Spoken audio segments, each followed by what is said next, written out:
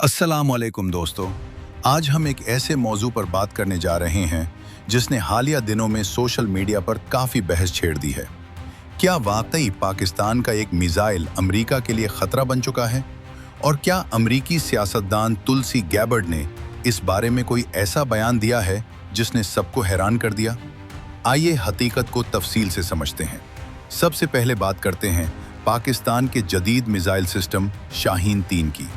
ये एक intermediate range ballistic missile है जिसे खास तौर पर खित्ते में दिफाई तवाजुन बरकरार रखने के लिए तैयार किया गया है। इसकी रेंज तकरीबन 2750 किलोमीटर बताई जाती है, जिसका मतलब है कि ये पूरे जनूबी एशिया और मशरिक वुस्ता के अहम हिस्सों तक पहुंच सकता है। इस मिसाइल की खास बात यह है कि ये एटमी वॉर हेड ले जाने की सलाहियत रखता है और इसे मोबाइल लॉन्चर के जरिए कहीं से भी लॉन्च किया जा सकता है। यही वजह है कि दिफाई माहिरीन इसे पाकिस्तान की डिटरेंस पावर का एक अहम हिस्सा करार देते हैं। अब सवाल ये पैदा होता है कि अमेरिका को इससे क्या मसला हो सकता है।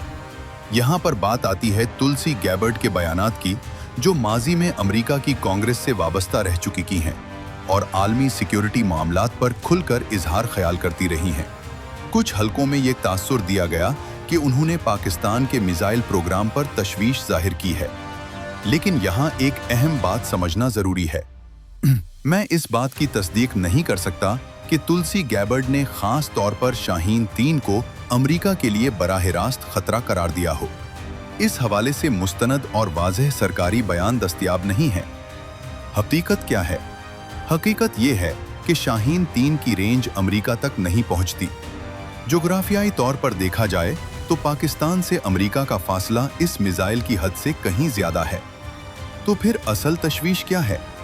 दिफाई तज्जियाकारों के मुताबिक असल मामला मिसाइल नहीं बल्कि डिटरेंस है, यानी पाकिस्तान की वो सलाहियत जिसकी वजह से वो खित्ते में ताकत का तवाजुन बरकरार रख सकता है।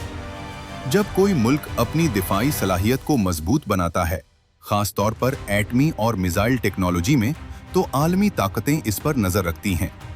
ये एक आम बैनुल-अक़वामी पॉलिसी है, न कि किसी एक मुल्क के खिलाफ खास खौफ।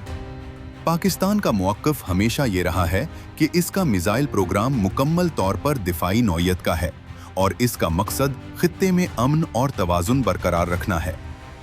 दोस्तों, नतीजा ये निकलता है कि पाकिस्तान का शाहीन-3 मिसाइल एक अहम दिफाई हथियार ज़रूर है, लेकिन ये अमेरिका के लिए बराह रास्त खतरा नहीं, और सोशल मीडिया पर गर्दिश करने वाली बहुत सी बातें मुकम्मल तौर पर तस्दीक शुदा नहीं होती।